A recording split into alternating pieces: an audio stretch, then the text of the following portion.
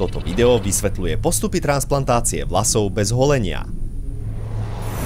Fáza 1. Najprv aplikujeme bezbolestné lokálne znecitlivenie a bez použitia ihly. Potom spustíme micro-FUI metódu, a to extrakciou štepov alebo vlasových folikulov z darcovskej oblasti.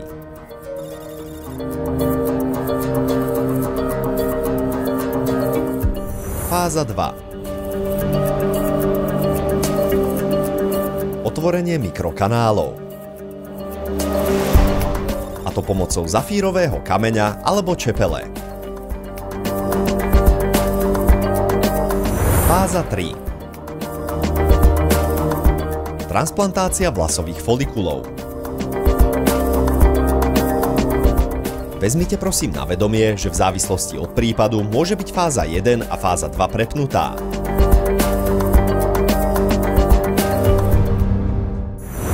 Vitajte v Klinikana.